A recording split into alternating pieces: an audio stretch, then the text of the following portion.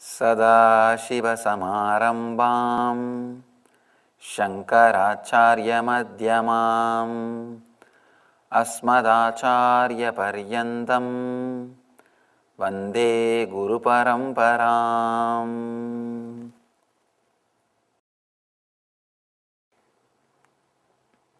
I have been practicing yoga, chanting and meditation since 1984.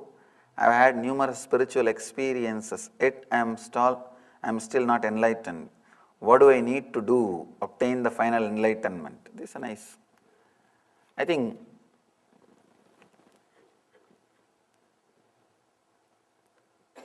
the question from professional seekers. Seeking is a profession for them. Seeking is life. Understand, the urge should become urgent. These spiritual experiences gives you a sort of an idea. I think now it's enough. We are really doing well. The traditions which teach us the gradual enlightenment, they contributed really a lot. It can be really an inspiring way for starting, for a new seekers.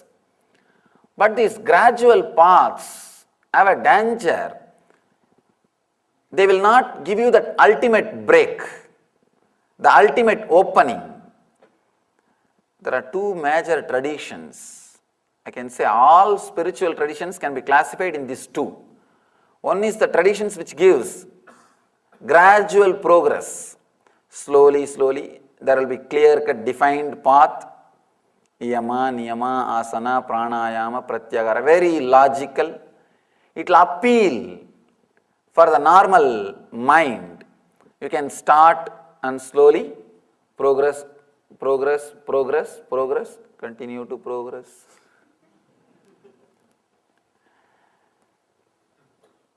Easy to start, difficult to end.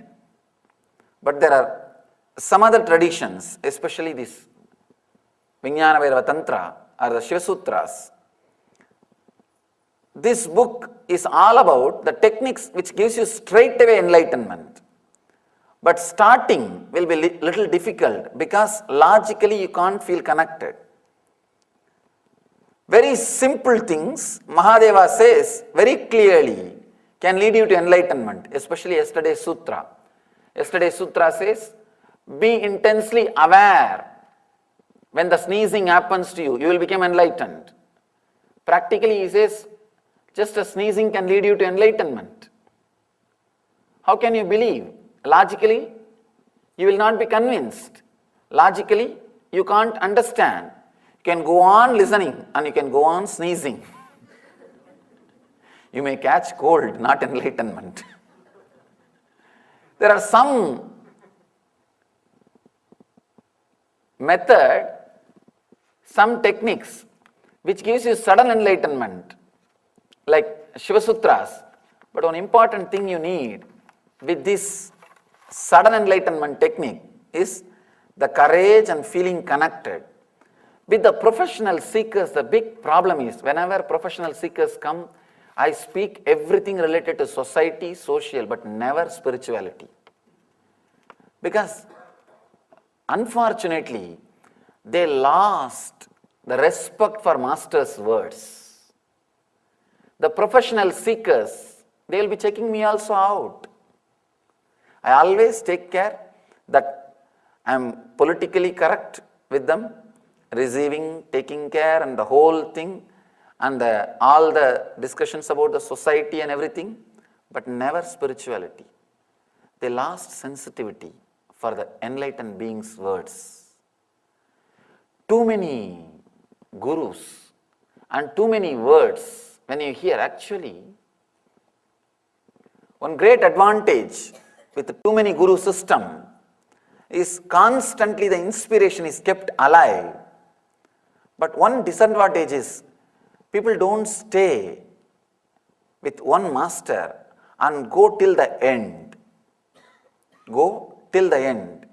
Whenever people come and ask me, Swamiji, can I go to this master, learn from that master? I always tell them, go to all gardens and pluck best flowers and make a garland for you.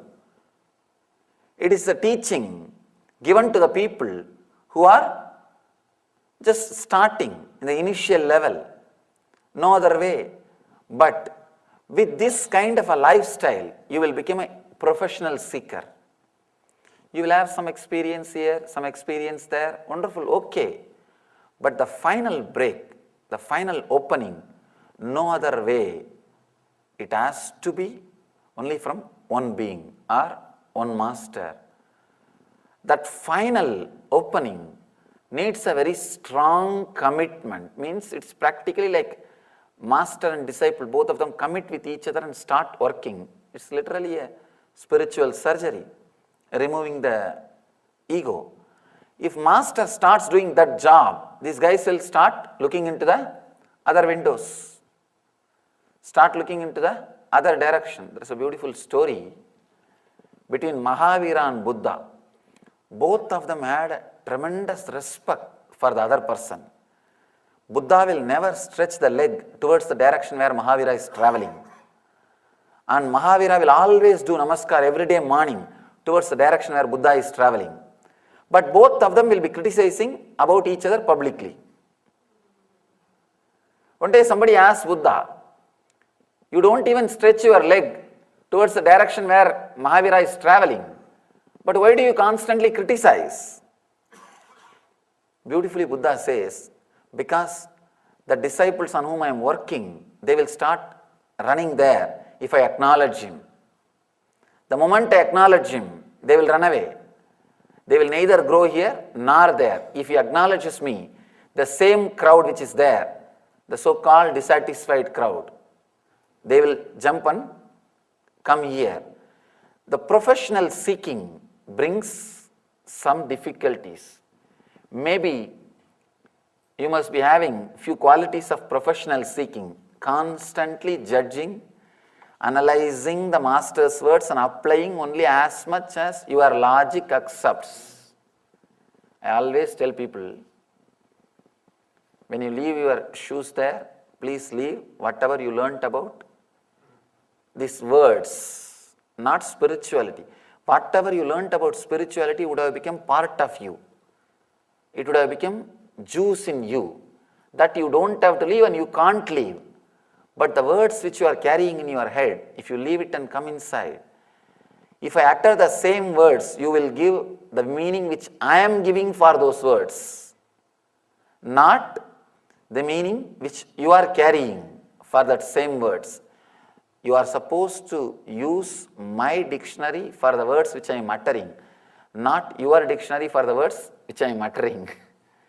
So maybe some quality of professional seeking, when it happens in you, you will not see that final opening happening, the final experience happening. Relax from that professional seeking.